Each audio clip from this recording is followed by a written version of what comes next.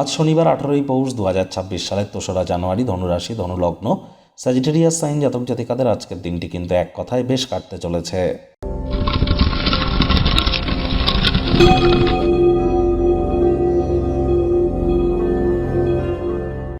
ভিডিওটির শুরুতে স্ক্রিনে আপনারা দেখতে পাচ্ছেন শনিদেবের বীজমন্ত্র ওম প্রাং প্রিং প্রং স শানিশ্চারায় নামা।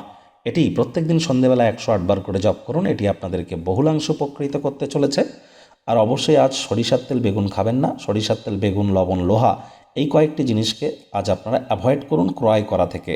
আজ সাদা রঙের বস্ত্র যেন পরিধান করবেন না। দেখুন, শনি মহারাজ কিন্তু বর্তমানে তিনি নিজের নক্ষত্রে গোচর করতে চলেছেন 20শে জানুয়ারি থেকে। তার আগে পর্যন্ত তিনি বৃহস্পতির নক্ষত্র পূর্ব ভাদ্রপদ নক্ষত্রে আছেন। তাহলে আপনারা বৃহস্পতির বীজমন্ত্রও কিন্তু জপ করতে পারেন। যা দীক্ষা নেননি ইমিডিয়েট দীক্ষা গ্রহণ করবার চেষ্টা করুন।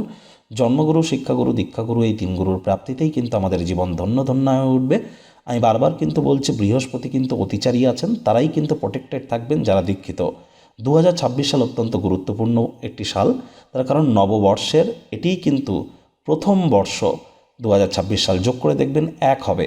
আর এজন্যই এই বছরটি অত্যন্ত গুরুত্বপূর্ণ। আপনাদের ক্ষেত্রে ঠিক কেমন অতিবাহিত হবে 30-40 মিনিটের বিস্তারিত আলোচনা সহ একটি ভিডিও চ্যানেলে অলরেডি আপলোড করা হয়েছে। সময় সুযোগ বুঝে একবার দেখে বা শুনে নিতে ভুলবেন না। ভাগ্য মিটার আজ আপনাদের বলছে 8 আউট অফ 10 ভাগ্য আপনাদের অনুকূলেই থাকবে।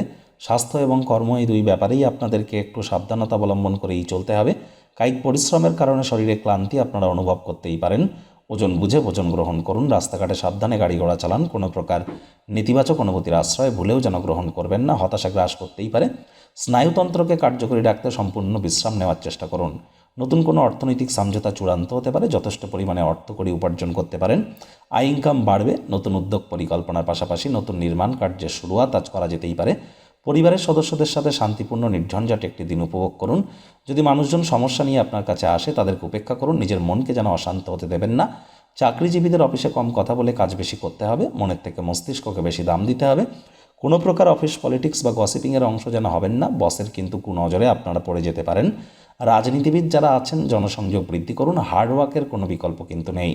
খালি সময়ে সদ্ব্যবহার করবার জন্য পুরনো দিনের বন্ধুবান্ধবদের সাথে দেখা সাক্ষাৎ করবার পরিকল্পনা আপনারা করতেই পারেন। শিক্ষার্থী বিদ্যার্থীরা যে কোনো প্রকার পরীক্ষা প্রতিযোগিতায় সফলতা অর্জন করবেন। উচ্চশিক্ষার জন্য যারা বিদেশ যাত্রার কথা ভাবছিলেন, ভাগ্যদেবীও আজ আপনাদের পক্ষেই আছেন। সন্তান সন্ততি থেকে থাকলে তারাও তাদের কৃতিত্বের দ্বারা আপনাদেরকে গর্বিত অনুভব করাবে। হাউস ওয়াইফদের জন্য দিনটি এক প্রকার বেশ। প্রেমিক প্রেমিকা, স্বামী স্ত্রী উভয়ের ক্ষেত্রেই বলবো দিনটিকে যতটা সম্ভব রোম্যান্টিক করে তোলা যায় সেই প্রচেষ্টাই আপনাদের জারি রাখা উচিত।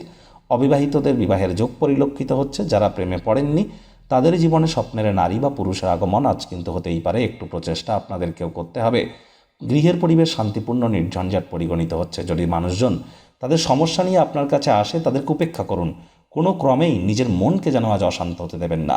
শত্রুপক্ষ বিরোধী পক্ষ আজ একটু হলেও শক্তিশালী থাকছে। এ বিষয়েও কিন্তু আপনাদেরকে অত্যন্ত সজাগ দৃষ্টি বজায় রেখে চলতে হবে।